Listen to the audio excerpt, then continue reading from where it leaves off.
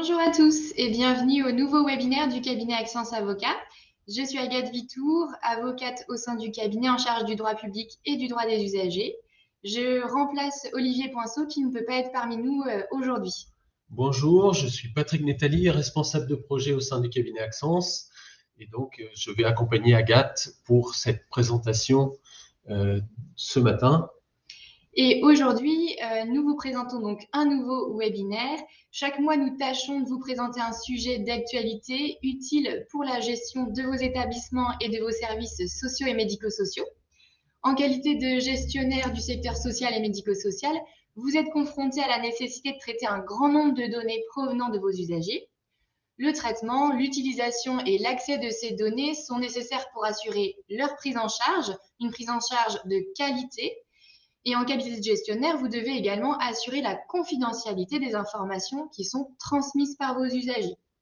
Le recueil des données, leur conservation et les règles de partage de ces informations sont strictement encadrées par deux séries de textes. La première série émane du Code de la santé publique et vient encadrer les règles de partage d'informations entre vos professionnels. La seconde série de règles provient du Règlement général à la protection des données.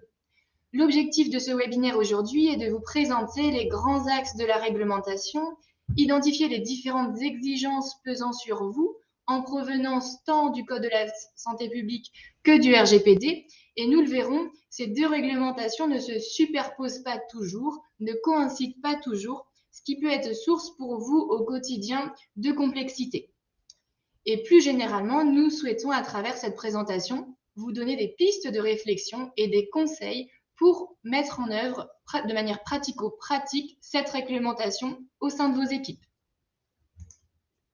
Alors aujourd'hui, Agathe, nous allons nous poser la question: en quoi le RGPD a-t-il réinterrogé le secret professionnel? Pour aborder cette question, nous allons reprendre la définition du secret professionnel dans le cadre du Code de la santé publique. Nous ferons également une définition du RGPD, c'est toujours bon de se le rappeler, en rapport avec la confidentialité et la transmission des données à caractère personnel. Ensuite, nous verrons que des contradictions entre le partage d'informations vu par le Code de la santé publique ou vu par le RGPD peuvent apparaître, comme on vient de le dire. Enfin, le RGPD permet de traduire la réglementation de manière pragmatique au travers de la mise en place d'outils tels que le dossier informatisé de l'usager dans l'organisation de vos établissements. Pour commencer, Agathe, pouvez-vous nous rappeler la définition du secret professionnel?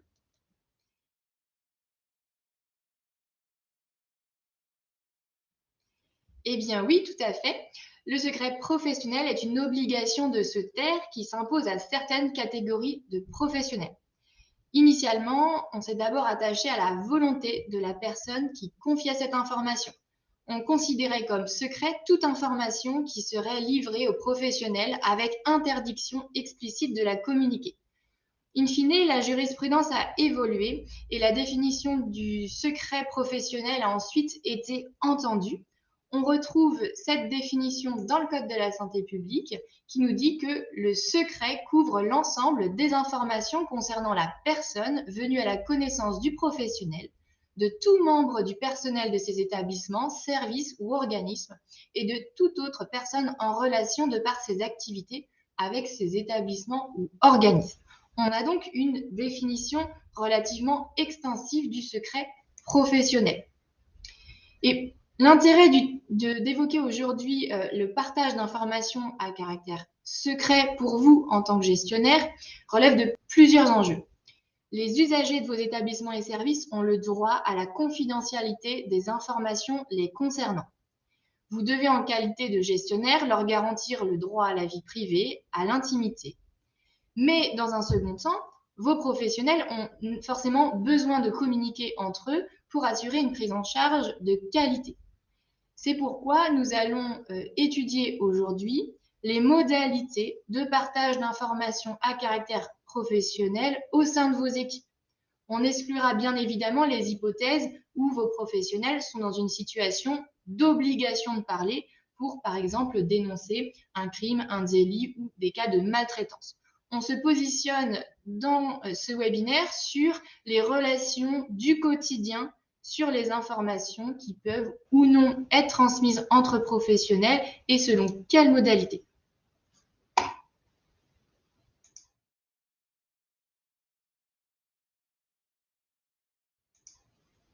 Alors, d'un point de vue RGPD, on va rappeler rapidement que le règlement général sur la protection des données a été voté par le Parlement européen le 27 avril 2016. Il est applicable à l'ensemble des États membres, que la loi informatique et liberté a été modifiée pour intégrer les textes du RGPD en juin 2018. Et ce qui est vraiment très important de souligner, c'est que le RGPD a pour objet donc la protection de la personne physique avant tout à l'égard des données à caractère personnel qui le concernent et également de faciliter la libre circulation des données. Alors, il s'agit bien de protéger les personnes au regard des risques que peuvent présenter les données à caractère personnel. Alors, le règlement général sur la protection des données s'applique bien au secteur sanitaire et médico-social. D'une manière générale, il s'impose à toute organisation publique ou privée, quelle que soit sa taille, nos établissements en font partie, toute organisation qui traite des données personnelles pour son compte ou non. Nous traitons donc tous des données à caractère personnel, les données de nos usagers, de nos salariés, de nos partenaires. Enfin, le RGPD concerne toute organisation établie sur le territoire de l'Union européenne. Nous avons bien un numéro de SIRET, donc nous sommes concernés par le RGPD. Par conséquent, tous les ESMS doivent respecter le RGPD, le mettre en œuvre au travers de leurs équipes qui traitent des données à caractère personnel, donc des professionnels de santé à l'équipe éducative, du personnel d'entretien jusqu'à la direction. Alors, il s'impose donc à tous les établissements du secteur et à toutes les équipes. Alors, le RGPD contient plusieurs dispositions permettant d'assurer que les informations personnelles ne sont accessibles qu'à ceux qui ont l'autorisation d'y accéder. Voici quelques-unes de ces dispositions. Par exemple, le principe de minimisation des données. Les données personnelles ne doivent être collectées que pour des finalités spécifiques, explicites, légitimes. Cela signifie que les données ne peuvent être utilisées que dans le but pour lequel elles ont été collectées. Elles ne peuvent en aucun cas être utilisées à d'autres fins sans le consentement explicite de la personne concernée. Alors, il y a également le principe de pertinence et de proportionnalité. Les données personnelles doivent être exactes, à jour, pertinentes par rapport à la finalité pour laquelle elles sont utilisées. Les organisations doivent également veiller à ce que les données personnelles soient traitées de manière proportionnée par rapport à la finalité poursuivie. Alors, cela signifie que les professionnels doivent limiter la quantité de données personnelles partagées aux informations strictement nécessaires. Alors, on a également le principe de sécurité des données qui va permettre de protéger les informations et qui impose aux professionnels de mettre en place des mesures techniques, organisationnelles appropriées pour garantir la sécurité des données personnelles contre toute atteinte, notamment l'accès non autorisé, la divulgation non souhaitée, l'altération ou la destruction accidentelle ou illicite des données. Alors, le responsable de traitement dans les établissements doit également mettre en place des mécanismes pour limiter l'accès aux données personnelles, alors, aux seules personnes ayant une autorisation formelle d'y accéder, bien sûr. Cela peut impliquer la mise en œuvre de contrôles d'authentification, le rôle dans le cadre de permission d'accès, de profil utilisateur, ainsi que la sensibilisation des équipes au respect de la confidentialité des données. Ces dispositions, parmi d'autres, visent à garantir que les informations personnelles soient traitées de manière sûre et appropriée et que seules les personnes autorisées puissent y accéder. Alors, une des particularités des ESMS, c'est que vous traitez de manière importante des données à caractère personnel dites sensibles, notamment les données, potentiellement des données d'origine raciale ou ethnique, moins des opinions politiques, mais on peut avoir des convictions religieuses, des convictions philosophiques, éventuellement l'appartenance syndicale. On peut avoir également des données traitant de la génétique, de la biométrie. On peut également avoir des données, bien sûr, concernant la santé et enfin concernant la vie sexuelle ou l'orientation sexuelle de nos résidents. Dans le cadre du Règlement général sur la protection des données, il est strictement interdit de collecter ces données sans le consentement de la personne. Alors, il sera intéressant de souligner qu'on a possibilité, dans certains cas, de collecter ces données.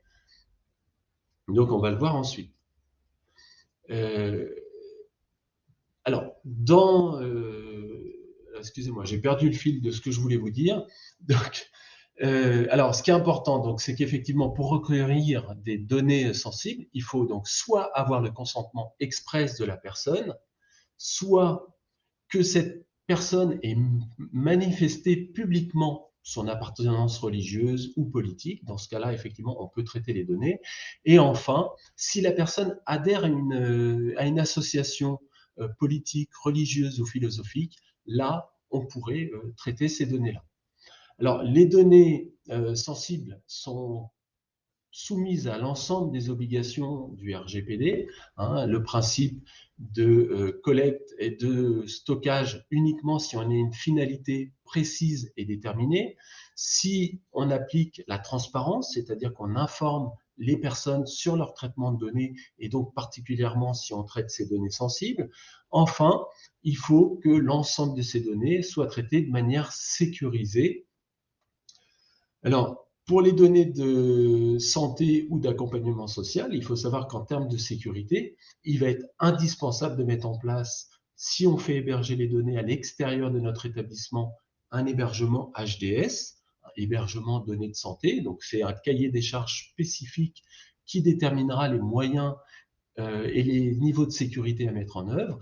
Et enfin, pour l'ensemble de ces informations, il faudra mettre en place des messageries sécurisées. Alors, tout ça aussi peut faire l'objet de pseudonymisation, voire d'un cryptage. Et enfin, donc, il est important de souligner que sur les données sensibles, il faudra impérativement mettre en place une analyse d'impact qui permettra d'identifier en fait les risques potentiels sur ce traitement de données et de mettre en place les mesures correctives et appropriées pour préserver les droits et libertés des personnes. Alors, Agathe, au niveau du secret professionnel, qui est soumis au secret professionnel? Alors effectivement, la question a parfois fait l'objet de débats dans le secteur social et médico-social. Si on se réfère à l'article 226-13 du Code pénal, on peut être soumis au secret professionnel par État, par profession, par fonction ou par mission. Alors, la soumission par État fait essentiellement référence au ministre des cultes, donc qui nous intéressera un petit peu moins dans cette présentation. On peut être également soumis au secret professionnel par profession, c'est-à-dire qu'un texte qui réglemente spécifiquement une profession va indiquer que les professionnels sont soumis au secret professionnel.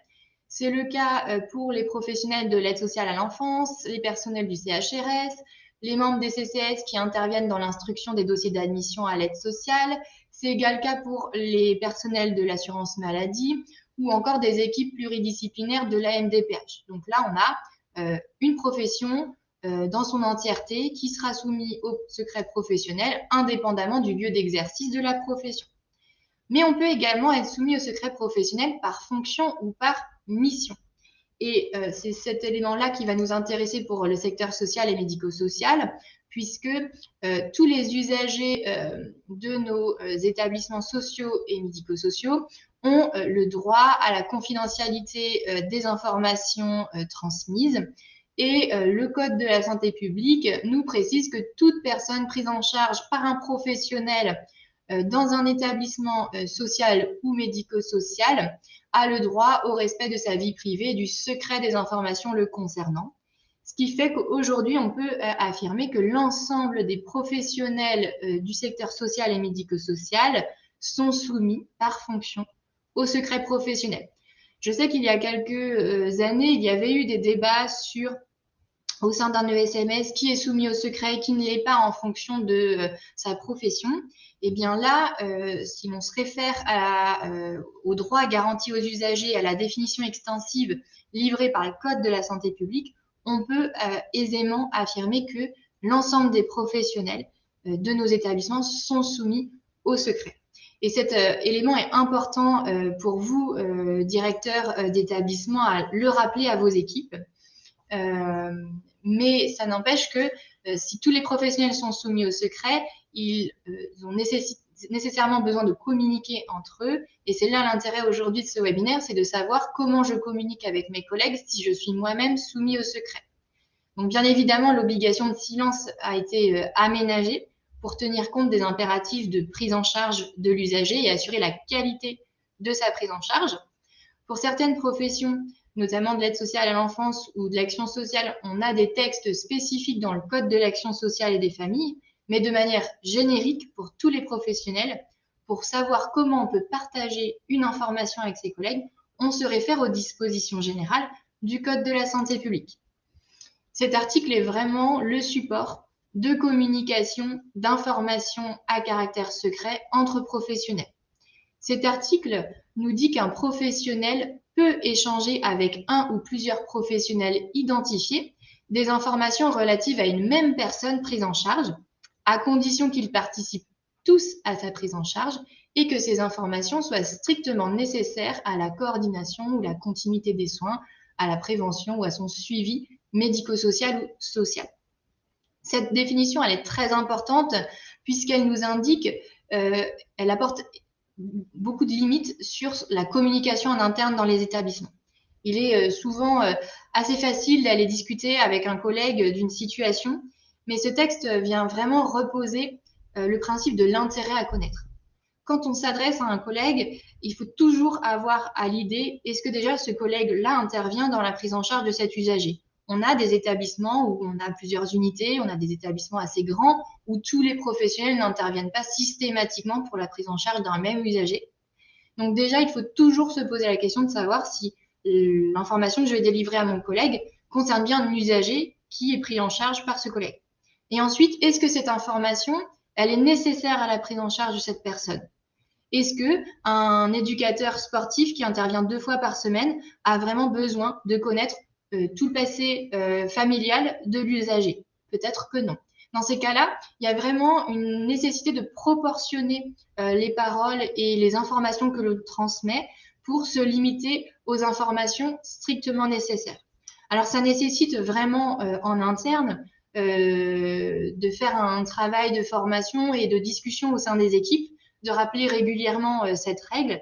Derrière, c'est pas pour embêter les salariés ou les contrôlés, c'est vraiment un gage de qualité et de respect surtout des libertés fondamentales de nos usagers. On a souvent des directeurs qui viennent nous voir en nous disant, bah voilà, à la pause café, il s'est dit ceci, il s'est dit cela. On a l'habitude de partager en réunion pluridisciplinaire beaucoup de choses. Et ce texte, on le voit bien, vient apporter une certaine rigueur, un certain frein dans la communication en interne, puisqu'il impose véritablement à chaque individu de réfléchir avant de confier une information et toujours se poser cette question, est-ce que la personne à qui je vais confier l'information a vraiment besoin de connaître cette information? Et on le verra au final que dans toutes les informations qu'on peut livrer sur un usager, on peut parfois faire le tri et économiser la divulgation de certaines informations.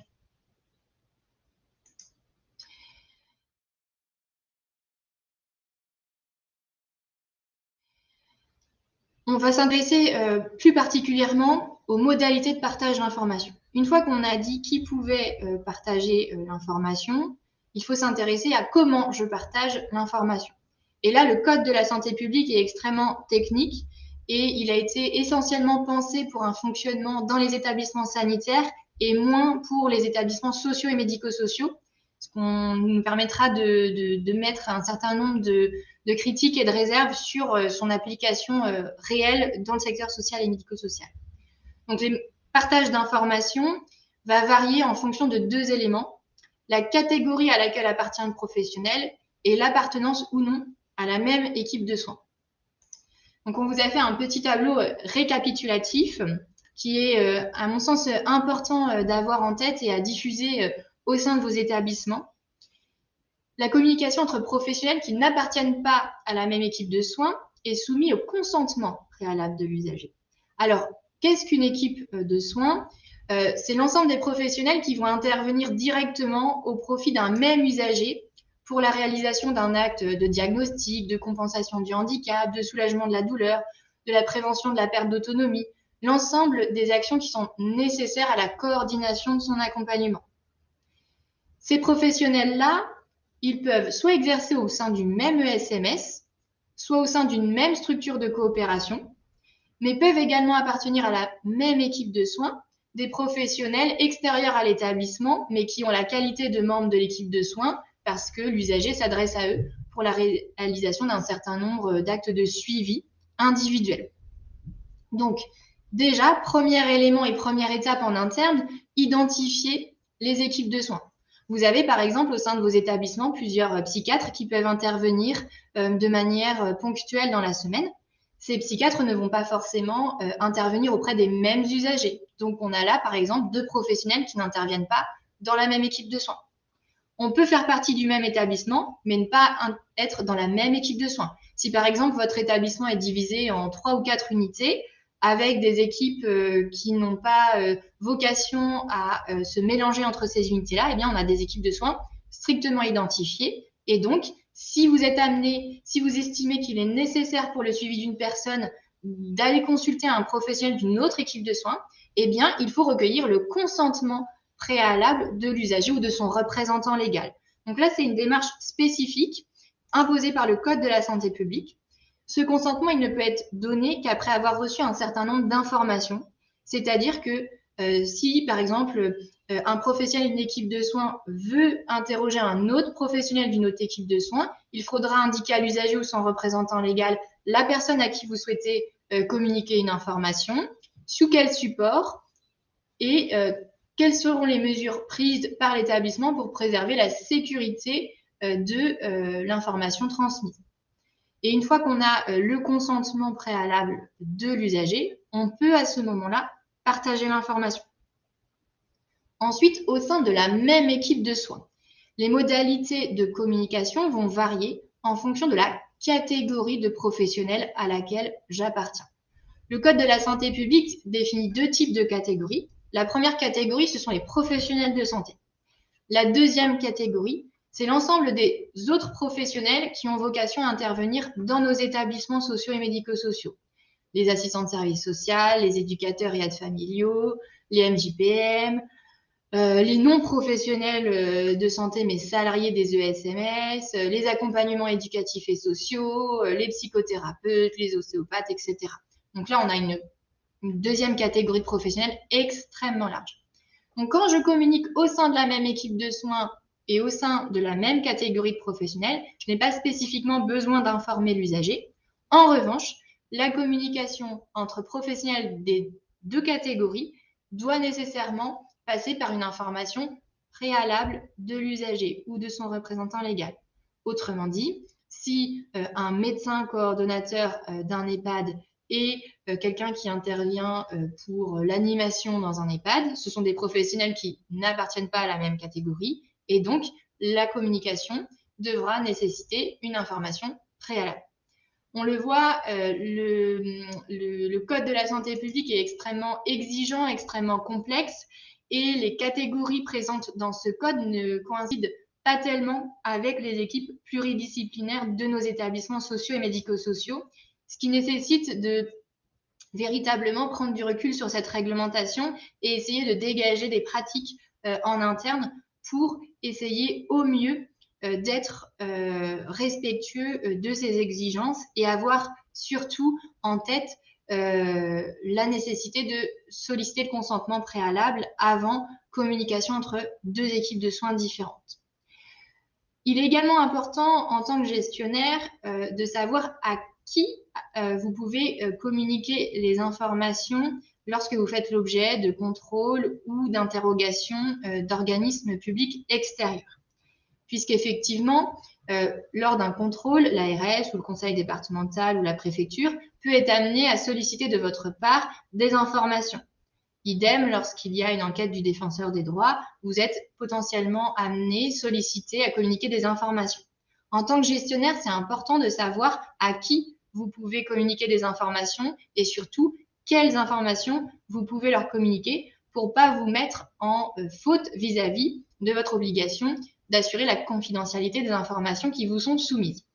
À titre d'exemple, lorsque vos autorités administratives diligentent des contrôles au sein de vos structures, le Code de l'action sociale et des familles est extrêmement large quant aux documents et aux informations que ces autorités administratives peuvent recueillir. Mais ayez bien en tête que toutes les informations relatives à la prise en charge médicale de vos usagers ne peuvent être consultées que par les médecins inspecteurs de santé publique et les pharmaciens. Donc, c'est important d'avoir à l'idée qu'en cas de contrôle, les agents ne peuvent pas se permettre de faire tout et n'importe quoi. Et en tant que directeur, il est de votre responsabilité de veiller à qui peut avoir accès au moment des contrôles. Idem, on a pu avoir dans la période post-Covid des enquêtes diligentées par les défenseurs des droits, notamment en cas de suspicion de maltraitance ou d'atteinte importante à la liberté d'aller et venir pendant le confinement. Vous avez été plusieurs à nous interroger sur les informations que le défenseur des droits pouvait solliciter. Les textes, là encore, sont relativement larges puisqu'on nous dit que toute information qui lui paraît nécessaire, sans que son caractère secret ou confidentiel puisse lui être opposé, peut être communiqué. Mais là encore, les textes prévoient une petite limite sur les informations à caractère médical qui ne peuvent être communiquées qu'à la demande expresse de l'usager à l'origine de la saisine du défenseur des droits. Donc là, c'est des éléments pratico-pratiques à avoir en tête puisque on ne partage pas aux tiers toutes les informations. Il faut bien s'assurer qu'il y ait un fondement juridique qui vous le permet. Et vis-à-vis de la réglementation au RGPD, il en va de même, Patrick. Effectivement, alors on a des différences importantes puisqu'il y a une opposition sur le fait qu'on a dans le Code de la santé publique des catégories professionnelles. Et là, le RGPD, lui, pas du tout. Lui, il va partir du consentement de la personne pour que vous puissiez partager les données à caractère personnel d'un usager, quel que soit le type de données. La base, c'est le consentement de la personne. Ensuite, il faut savoir quand même, pour rappeler, que le consentement, il doit être spécifique, éclairé, univoque. Donc, un consentement oral d'un usager ne sera pas suffisant et dans certains cas, il faudra aussi le consentement de la personne responsable. Alors, l'usager doit également avoir une information claire, transparente sur le traitement de données et sur la manière dont les données seront partagées entre les professionnels. Également sur la nature des échanges. Et enfin, il devra avoir des précisions sur les destinataires de ces données. Alors, le RGPD donne aux usagers le droit de demander la portabilité de leurs données. Donc là, on retrouve des éléments du Code de la santé publique. Ça va leur garantir que les données pourront être transférées facilement d'un service à un autre et en toute sécurité, bien sûr. Alors, dans le RGPD, on a une spécificité, c'est que le consentement n'est pas toujours obligatoire. Alors, je vais voir si j'arrive à manipuler. Voilà, donc c'est juste une petite manipulation technique. Mais dans le cadre du RGPD, on a des dérogations au consentement de l'usager, c'est-à-dire qu'on a des fondements qui peuvent permettre de collecter les données à caractère personnel sans le consentement de la personne. Le premier élément, c'est le contrat. Vous avez dans vos établissements des DIPC, des contrats de séjour, des contrats d'accompagnement, et donc vous pourrez collecter toutes les données, quelles qu'elles soient, à partir du moment où elles sont nécessaires à l'exécution de ce contrat. Alors, parfois, avant même la rédaction du contrat et la signature de ce contrat, on va avoir des mesures précontractuelles. Ce qu'on appelle les mesures précontractuelles, c'est que vous pouvez avoir pour l'admission, pour l'évaluation de la capacité à l'établissement d'accueillir la personne, vous allez faire une évaluation, collecter quelques informations. Donc, bien sûr, on va collecter strictement les informations nécessaires pour contractualiser ensuite. Alors, l'autre élément qui va vous permettre de collecter des données sans le consentement de la personne, c'est également les obligations légales et réglementaires. Donc là, dans le Code de la santé publique, vous avez un certain nombre d'obligations donc, qui peuvent venir s'ajouter aux obligations du RGPD. Enfin, on a les missions d'intérêt public et l'intérêt légitime du responsable de traitement. Alors, Ce qui va être important, c'est que le partage des données par le responsable de traitement donc, doit également toujours avoir une finalité claire, déterminée, et il faudra informer l'usager de ses objectifs. Donc, si j'ai besoin de données de santé de manière impérative, je peux collecter les données, mais il faut que j'ai un objectif, une finalité clairement déterminée, quelle que soit ma fonction, quel que soit mon poste. Néanmoins, je devrais mettre en place des mesures de sécurité, c'est-à-dire mettre en place des outils tels que la messagerie sécurisée, un espace de téléchargement si j'envoie des ordonnances ou des éléments plus sensibles, un hébergement HDS et également donc mettre potentiellement des données directement sur l'espace numérique de santé ou le DMP qui va se généraliser dans nos établissements. Alors, il faudra également mettre en place un cadre d'échange avec les partenaires, puisque là, on a parlé, ces éléments-là sont valables quel que soit le partage d'informations, mais si vous échangez des informations avec une entreprise extérieure, donc qui va traiter des données dont vous êtes responsable, donc qui vont traiter des données pour votre compte, dans le cadre d'un partage d'informations de ce type-là, il faudra considérer que cet établissement ou cette entreprise peut être un sous-traitant au sens du RGPD. Et là, il faudra en plus contractualiser en rédigeant une clause de confidentialité. Ça peut être également avec vos partenaires. Hein. Si vous avez un animateur qui vient dans votre établissement et qui va avoir des informations sur la santé ou les difficultés d'un usager, il est sous-traitant au sens du RGPD et il faudra donc dans sa convention intégrer une clause à la fois de confidentialité mais également de sécurité des données. Donc là, on aura affaire donc à des clauses de confidentialité et des clauses de sous-traitance qui vont participer donc également d'une manière plus générale à la conformité au RGPD. Alors sur les modalités de partage, Agathe, vous nous avez déjà largement informé. Alors, je suis en train de perdre mon fil. Voilà. Donc, quelles sont les limites des informations du Code de la santé publique, Agathe? Effectivement, on le voit, Patrick vous a présenté les règles de communication et de partage de données à l'aune du RGPD. Je vous ai présenté les modalités de partage d'informations à caractère secret à l'aune du Code de la santé publique. Et on le voit bien que les exigences posées par ces textes se superposent et viennent peser sur vos épaules en tant que gestionnaire, mais ce sont des règles qui ne coïncident pas forcément. On peut finalement s'être mis parfaitement en cohérence avec le RGPD, mais pour autant avoir des pratiques internes qui ne sont pas respectueuses des dispositions du Code de la santé publique. Et l'inverse est également vrai. On peut s'être mis en conformité avec le Code de la santé publique, mais ne pas avoir procédé à l'ensemble de sa mise en conformité au niveau du RGPD. On l'a vu avec le RGPD, il y a finalement un consentement qui est a priori donné par l'usager, alors que dans le Code de la santé publique, lorsque je veux partager des informations, je dois soit recueillir au préalable un consentement, soit informer au préalable l'usager. Et donc là, dans l'esprit du Code de la santé publique, on est sur un consentement ou une information au cas par cas. C'est-à-dire que normalement, on ne peut pas se conformer aux exigences du Code de la santé publique en ajoutant une clause dans nos règlements de fonctionnement ou nos contrats de séjour indiquant je suis d'accord pour que l'ensemble de mes informations soient partagées entre équipes de soins différentes.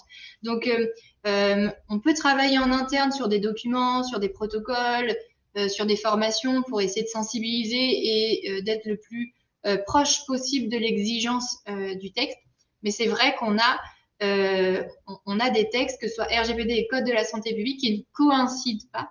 Et donc, on a, pour beaucoup de gestionnaires, cet effet de superposition de réglementation avec parfois du mal à identifier d'où viennent ces obligations.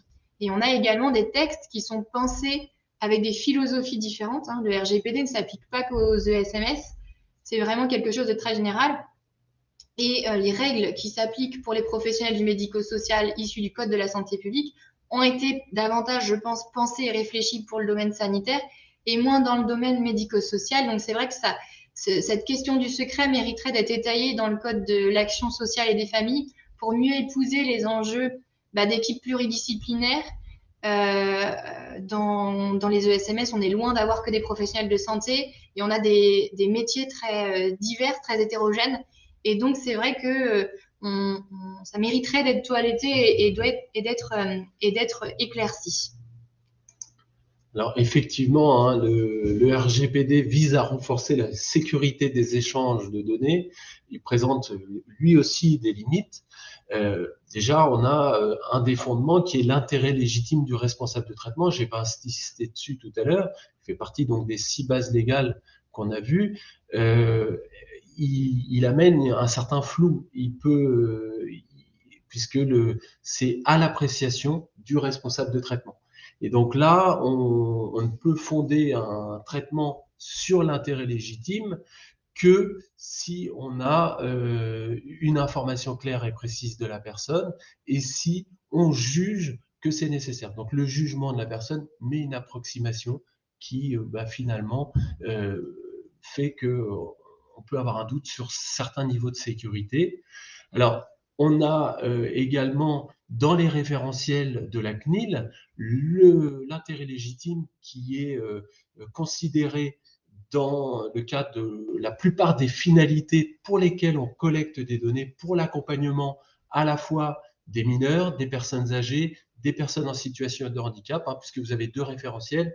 Le premier référentiel, il est du 20 janvier 2022, qui concerne donc le traitement des données mis en œuvre dans le cadre de la protection de l'enfance et des jeunes majeurs.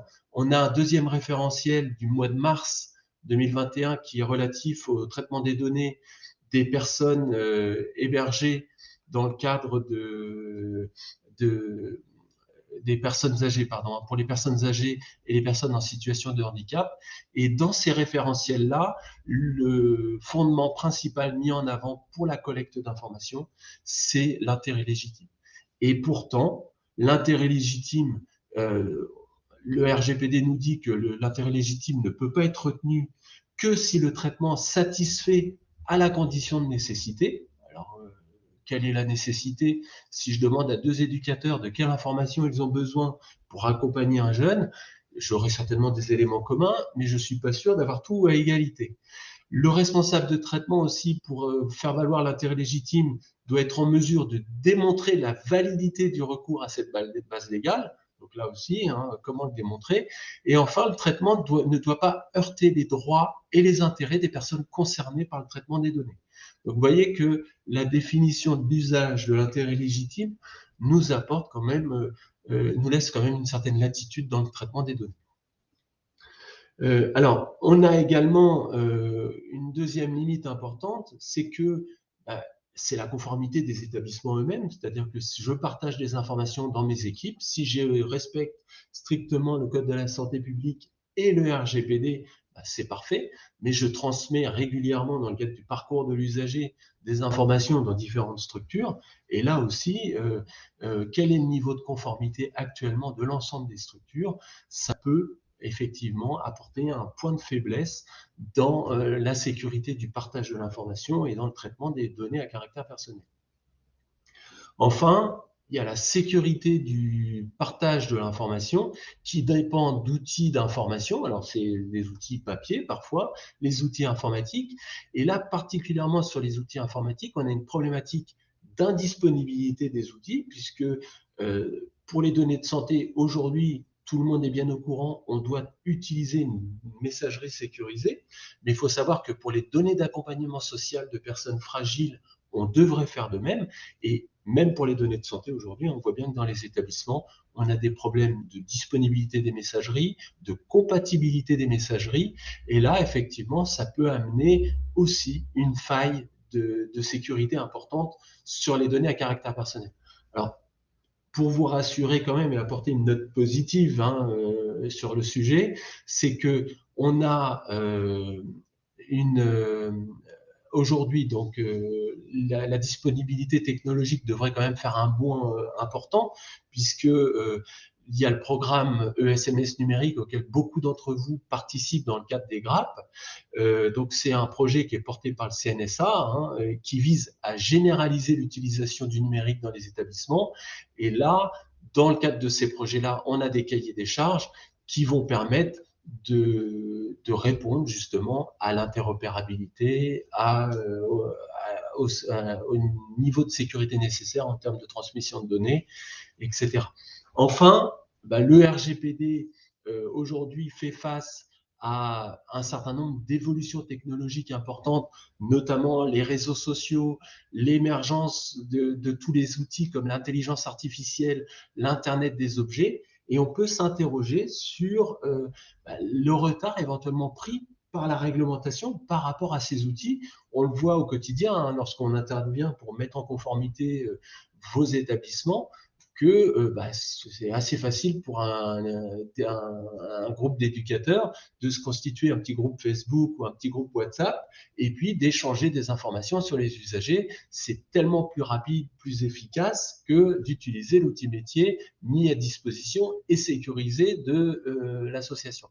Donc là, on est confronté également à une faille importante par rapport à ces outils-là. Et donc, il y a une réflexion importante au niveau de vos services et surtout une information, encore une fois, auprès des équipes pour éviter ce type d'usage qui est, je le rappelle, hein, on le rappelle bien, strictement interdit dans vos établissements.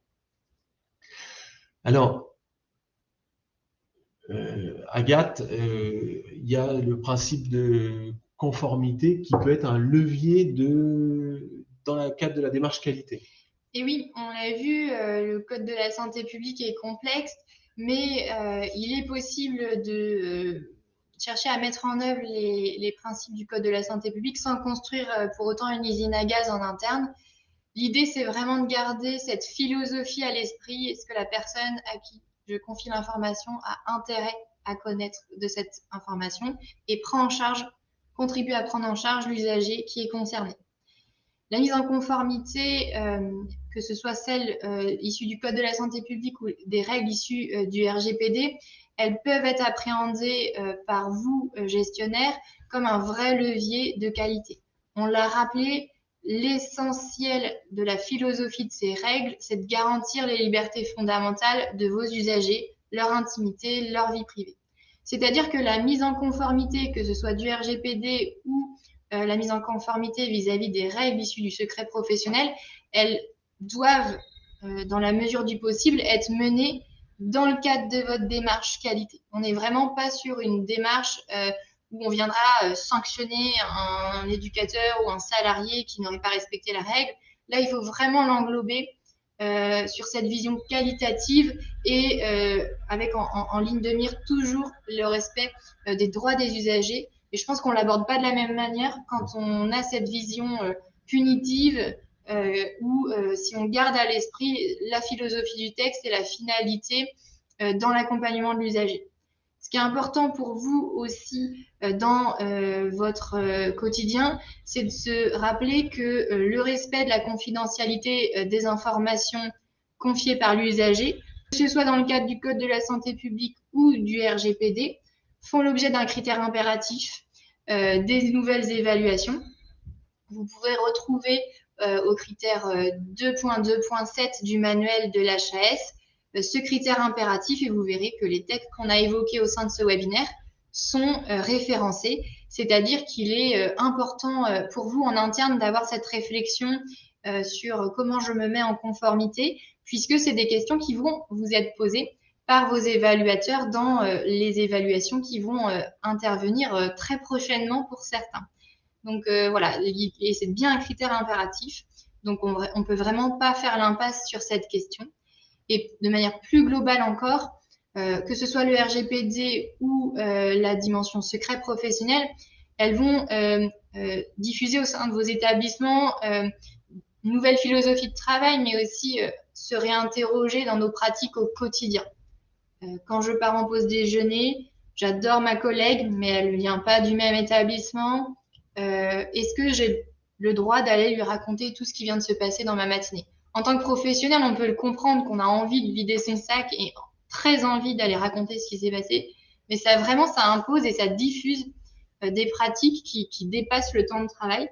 Est-ce que quand je croise mon collègue à la boulangerie le dimanche, est-ce que c'est le lieu pour aborder la prise en charge d'un usager. Est-ce que j'affiche l'ordonnance d'un usager dans le bureau parce que c'est plus pratique et comme ça, je sais que mon collègue qui prend la suite tout à l'heure va pas louper l'information. Voilà, c'est vraiment des toutes petites choses, mais qui, mis bout à bout, permettent de se réinterroger sur nos pratiques au quotidien. Et cette réflexion, elle peut être vraiment source d'émergence de nouvelles pratiques qui ont une visée qualitative. Alors pour compléter cet apport de la réglementation dans les établissements, effectivement, c'est que le RGPD doit amener les équipes à se réinterroger sur leurs pratiques au quotidien. Comme on vient de le dire, est-ce que mon questionnaire d'admission n'est pas trop intrusif? Est-ce que je dois transmettre ces informations? Quelles sont les fonctionnalités indispensables pour mon futur logiciel pour sécuriser les données, pour transmettre les données, pour respecter les différentes réglementations? Donc, ça renforce également la culture de l'écrit et la formalisation dans les établissements. Ça fait écho à différentes politiques sociales, comme la loi du 2 janvier 2002, donc ça, on en parle encore beaucoup aujourd'hui, la loi du 11 février 2005 pour l'égalité des droits et des chances. Donc tout ça est conforté par ces réglementations. Le RGPD également impose de mettre en place différentes procédures. Donc là, toujours dans le cadre, et ça rejoint ce que vient de nous dire Agathe, effectivement, dans le cadre de la démarche qualité, on doit mettre en place des procédures pour protéger les droits des personnes. On retrouve donc dans le RGPD l'obligation de procédurer et de mettre en place des outils pour répondre aux droits des personnes, pour informer les personnes en cas d'incidents et violations de données. Donc, on aura également une procédure de gestion des incidents et violations de données. On devra limiter l'accès à l'information, limiter la durée de conservation des informations, et donc on mettra en place une procédure d'archivage avec des durées de conservation et aussi la suppression des données. Et enfin, donc pour sécuriser, on va devoir mettre en place des procédures ou une procédure de gestion de la sécurité informatique, gestion des droits utilisateurs. On la formulera comme on le souhaite, mais tout ça rejoint effectivement complètement la démarche qualité. Ces procédures participent à votre conformité. Elles seront également indispensables donc comme élément de preuve dans le cadre du référentiel de l'HAS. Donc voilà ce que je peux vous dire un petit peu pour compléter les éléments. Alors pour terminer sur toute cette thématique nous amène quand même à la sécurité du partage de l'information, la sécurité des données d'une manière générale, et tout ça dans les établissements, ça va nous amener au programme ESMS numérique qui est et au dossier unique de l'usager qui, dans le cadre du programme ESMS numérique, a pour ambition de vous accompagner dans le cadre de la mise en place de nouveaux outils avec pour objectif donc de porter des outils au bénéfice de l'usager et de la personne accompagnée. Donc l'ANS a traduit ses droits dans un cahier des charges qui est mis à disposition donc des éditeurs de solutions de gestion, et dans ces cahiers des charges, on va intégrer donc la confidentialité et la sécurité des données. L'ANS exige également que les logiciels assurent la protection et la confidentialité des données personnelles des usagers. Cela inclut également des mesures de sécurité telles que le chiffrement des données, l'identification et l'authentification sécurisée des utilisateurs, ainsi que les protocoles de sauvegarde réguliers. Donc, vous voyez, tous ces éléments de sécurité vont permettre d'apporter dans vos établissements une sécurité importante. Alors, on parle aussi d'accessibilité à l'outil pour les usagers, pour les familles. On parle également d'intuitivité et de convivialité pour faciliter l'accès à l'information, parce qu'on a parfois des publics qui auront besoin d'un accompagnement sur ces outils-là. Et enfin, bien sûr, on va parler d'interopérabilité, puisque on vous parle bien de communication, de partage d'informations. Et donc là, les logiciels devront permettre une traçabilité des actions effectuées dans le cadre de l'ensemble des données du dossier de l'usager. Et donc, on pourra identifier à la fois les personnes qui traitent les données, qui modifient les données, qui transmettent les données, qui reçoivent les données. Et dans ce cadre-là, on va pouvoir sécuriser encore une fois d'autant plus ces informations. Donc vous voyez, on part du secret partagé, on passe par le RGPD et on revient à des outils informatiques qui doivent nous permettre de respecter l'ensemble de ces réglementations. Donc voilà, moi, Agathe, tout ce que j'avais à dire par rapport au RGPD, par rapport au Code de la santé publique. J'espère que ça apporte suffisamment d'éléments. Est-ce qu'il y avait d'autres choses à ajouter? Non. C'est bon pour nous? Non, non. Alors, on vous remercie de votre attention et de votre disponibilité comme toujours. Et donc, on vous donne rendez-vous au prochain webinaire, donc encore une fois, le 9 novembre, sur le statut des travailleurs en ESAT. On vous remercie de votre participation. À très bientôt. Bonne journée.